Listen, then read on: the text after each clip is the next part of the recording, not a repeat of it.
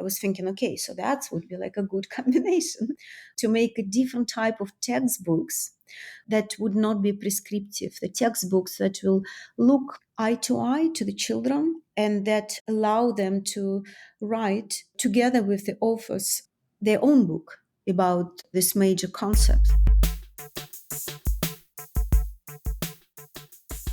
This is High Tech High Unboxed. I'm Alec Patton, and that was the voice of artist and author Nika Dubrovsky. Nika has done a lot of very interesting stuff, but she's most famous for her collaboration with and marriage to the anthropologist David Graeber, who died suddenly in 2020 at the age of 59. Over the past 4 years, I've got very into David Graeber's work. It started in 2021 when I read The Dawn of Everything, which he co-wrote with the archaeologist David Wengrow. This book changed how I see the world and ignited a sense of hope in me that has stubbornly refused to go out ever since. The Dawn of Everything is 600 pages long, so I won't try to summarize it, but I'm going to read a passage that gets to the heart of what it's about. Here it is. As long ago as 1936, the prehistorian V. Gordon Childe wrote a book called Man Makes Himself. Apart from the sexist language, this is the spirit we wish to invoke. We are projects of collective self-creation.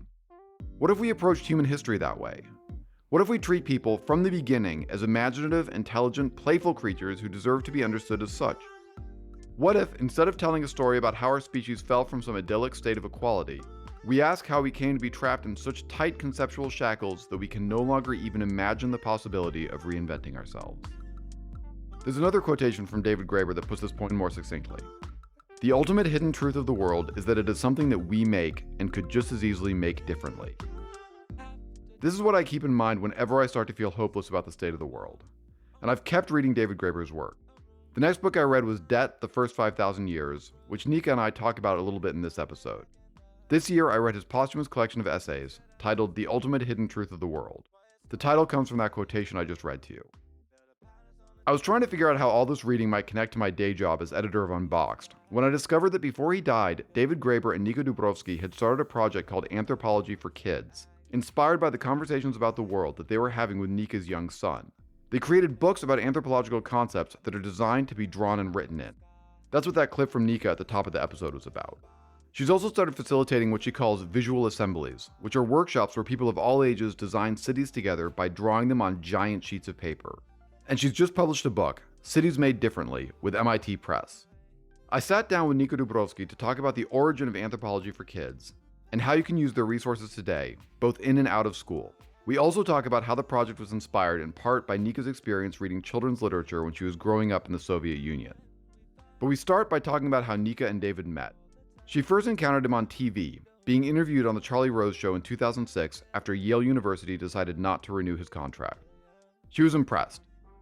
I let Nika take the story from here. I just Googled him and wrote him and said, oh, can I take an interview from you for Russian press? Because I was like blogging at that time and I was writing to a variety of Russian media online. So he just replied me like instantly and say, oh, yes, definitely. Let's meet tomorrow in Union Square because I'm nearby.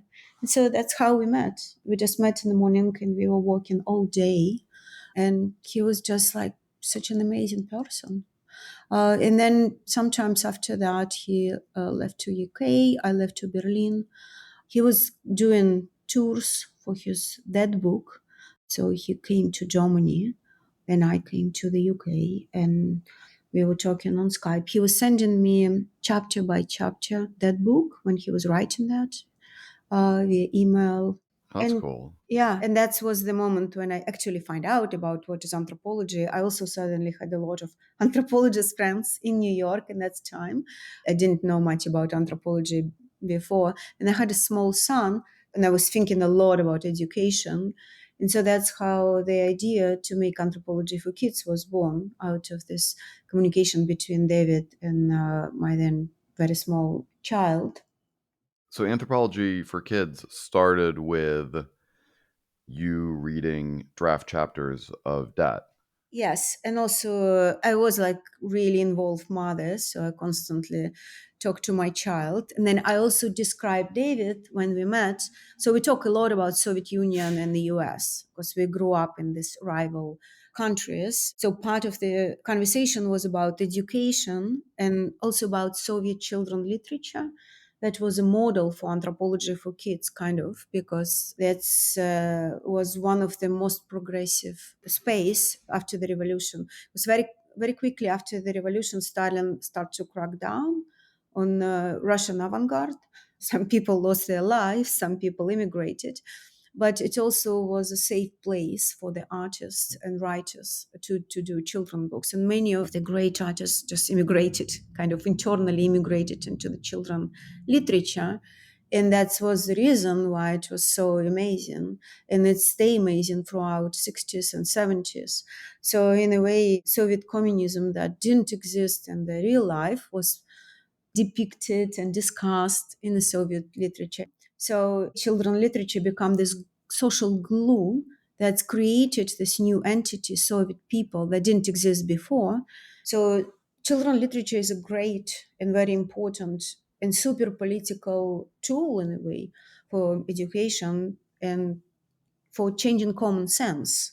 That what David was called revolution. So he was saying revolution is not when we take over the palaces, but when we change common sense. Yeah. Going back now to the origins of the ideas that would become anthropology for kids, you're reading draft chapters of Debt, and you've got a very young child. And this might seem just absurdly basic. What is anthropology? For me, anthropology, first of all, was the amazing opportunity to look at the world through the eyes of the different cultures, because I realize whatever we're teaching our kids, we're teaching them in a very narrow perspective of how we think the world built in our culture. And it's really crucial to be able to show children and everybody else how other people in different cultural and social arrangements relate to the key questions. Everybody have a concept of what is family, what is house, what is the city that they want to live in, and so on and so forth. What is death? That's very important too.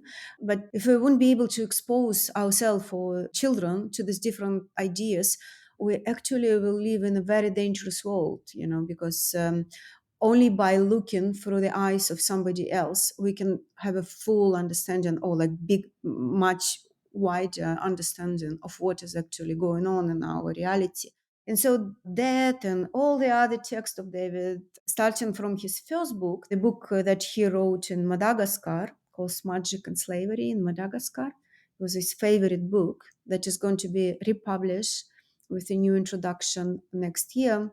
That's all already have these ideas of world being endless variety of possibilities of different social arrangement, and us living in this, like, basically have to work through them with each other so we can build something different.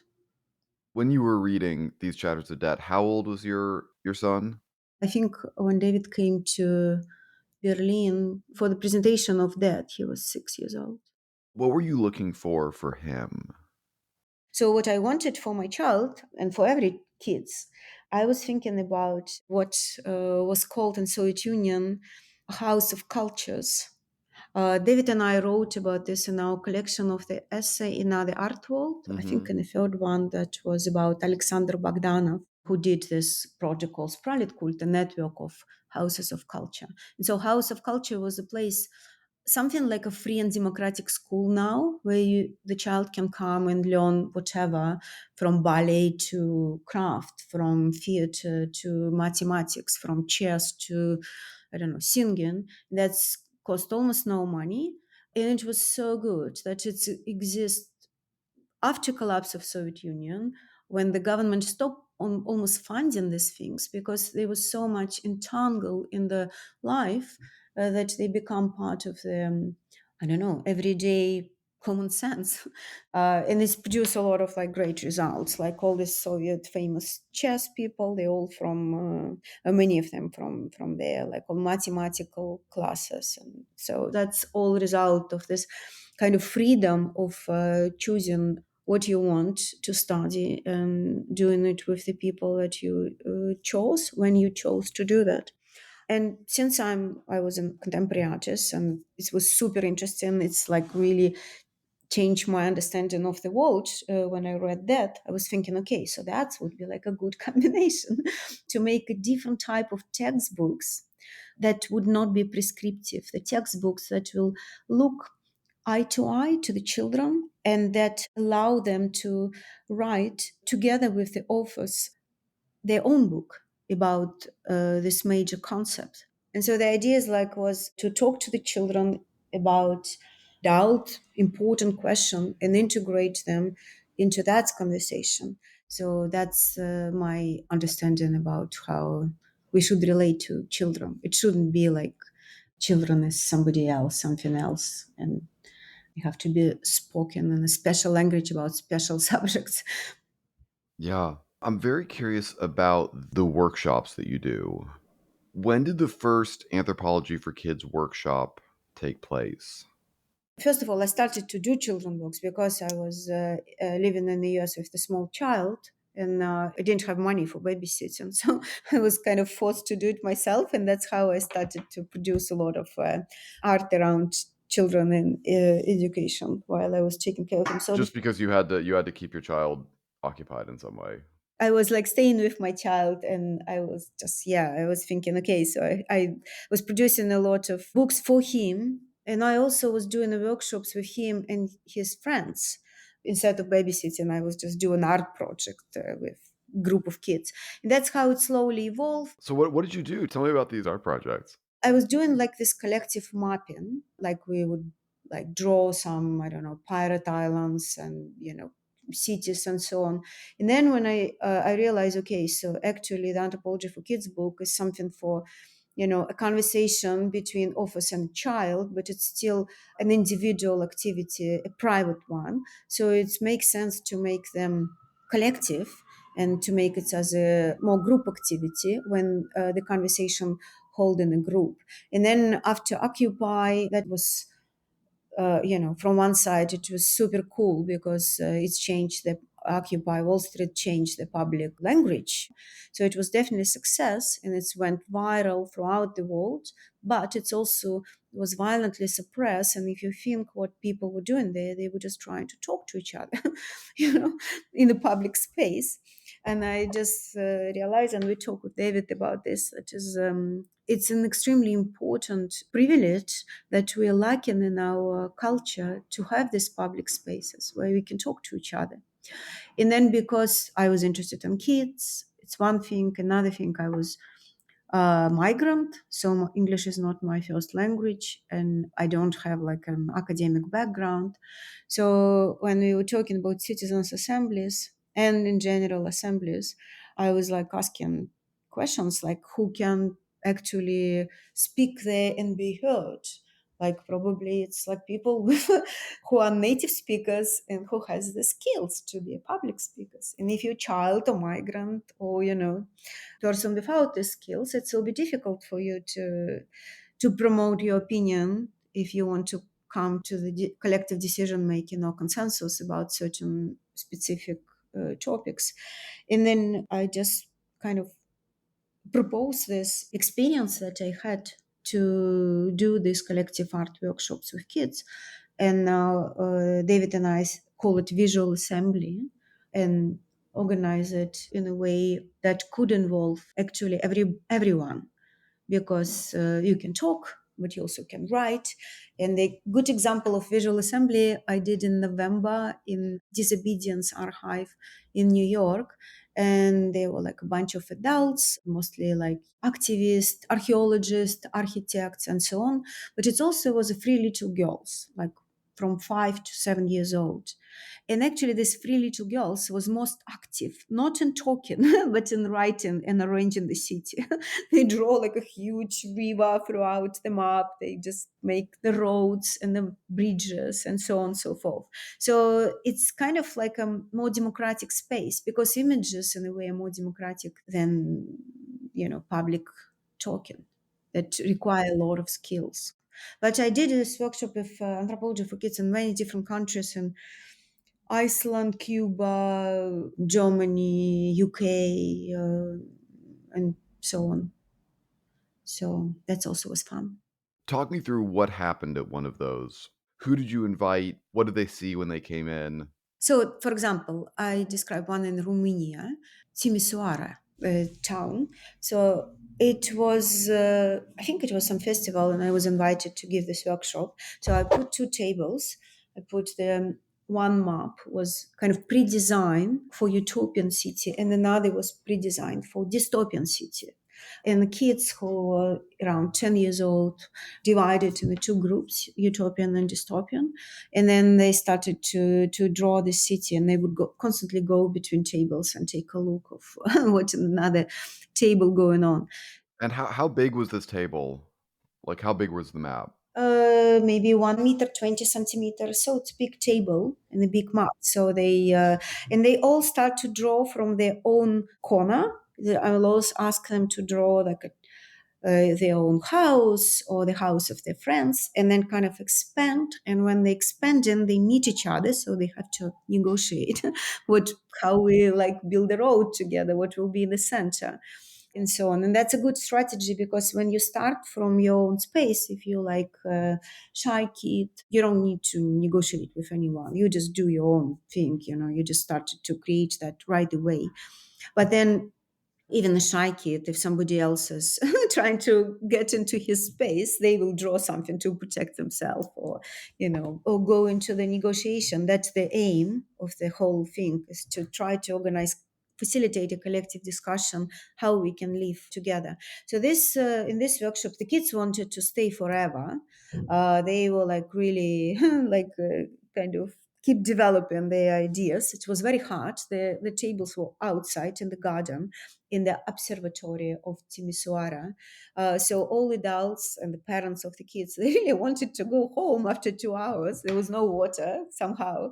And yeah, but the kids didn't want to go. They want to stay and they want to continue.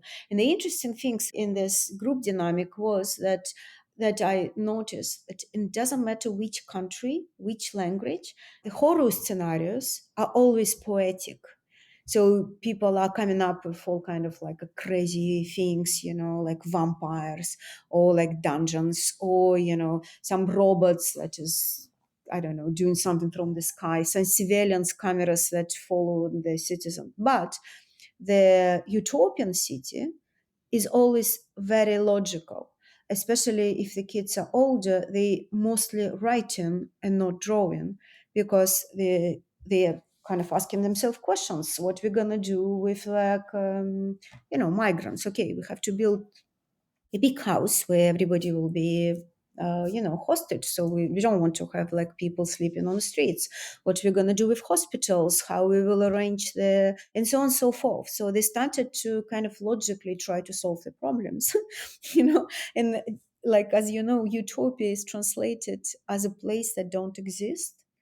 But in order to build utopia or whatever, the place where they want to live, people are, and it doesn't matter what age and which country, become very practical. And everybody has a lot of ideas, looks like, where they want to live, how do they want to live, and actually even how they can build it if they have the whole power of the space. If they don't need to do some magical, I don't know, political dancing and convince some sponsors, or whoever we need to convince to do anything in our lives right now, if they control the space themselves, they're like super creative and quick. So that's very encouraging, I would say. For a teacher who's interested in using, I'll say cities made differently, but if you'd rather focus on a different book, that's fine. And they want to set up a visual assembly to happen in their class. What's your advice? How would you get started with that? I have to check. Maybe I didn't put I call it tablecloth, because I like the idea of something very kind of homemade, something where you can share food. So I think I put it online, but if not, I can just, after we finish, I will go online and put this tablecloths or posters for free downloading. So I suggest they download that and they print it. I don't know how much it's cost to print in the US. It's quite cheap to print, like $20 to print a big one on a good paper. Hmm. Yeah, and then just have like a bunch of markers, and draw together. Take a picture, send it to us. We will post it. We're happy post it in our website and distribute for our friends. That's actually very important because the kids do want to see that they're doing something that's would exist somewhere, So they're planning something that other people will discuss because they generally put in a lot of energy and thoughts to do so. And also, it's like because it's pre-designed and it has some collages, so that kids are drawing on top. It actually looks good all the time. Doesn't matter what they draw so much. So you can use it as a public art project. You can post it on the walls and so on. So I did a big project in Iceland where it was like we didn't a lot like government just provided us with a small plane, so we were like flying through the island, and at once we did a project in a school with like 200 kids. At once we put them on the different tables and they produced a lot of this tablecloths plants for the city, and that was like an amazing exhibition. So after they finished that, the authority, like the administration of the school, posted on a big wall, and that looks beautiful. So it's quite easy. What are you planning? What are you designing right now? So I'm actually the book that was published by my team. I'm re-editing it because it was like, yeah, I'm just re-editing this. This book was sold out in the first month, and so there would be new edition, and it will be a little bit different than the first edition. I hope better.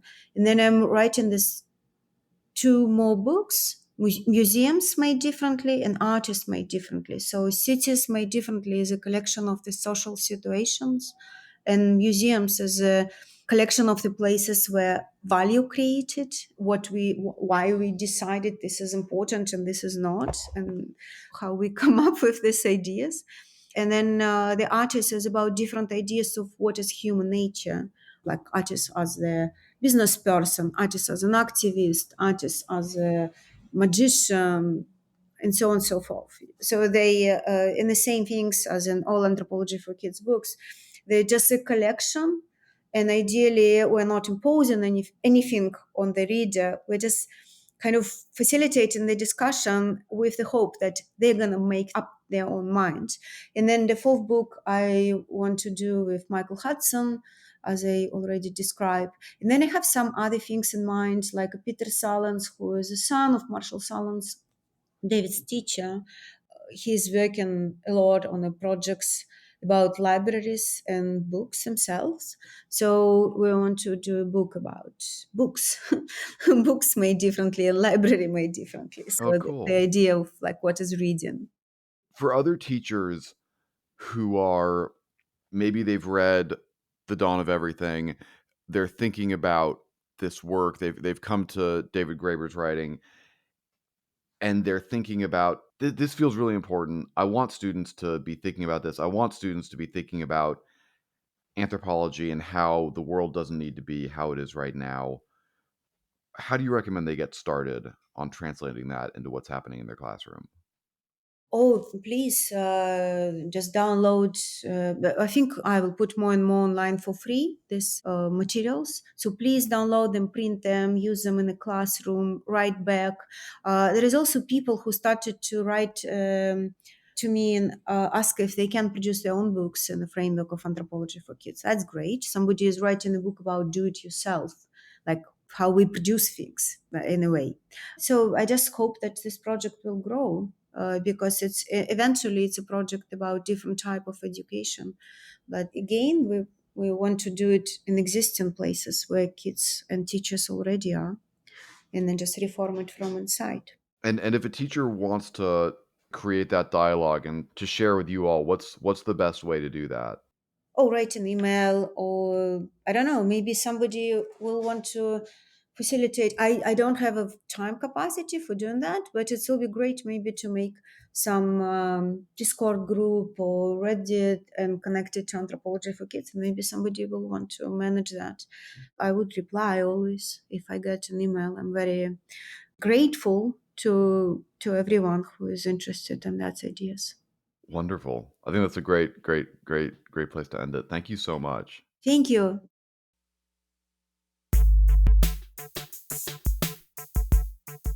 High Tech High Unboxed is hosted and edited by me, Alec Patton. Our theme music is by Brother Herschel. Huge thanks to Nika Dubrovsky for this conversation. Nika referenced lots of stuff in this episode. We've done our best to include references to all of it in the show notes. Thanks for listening.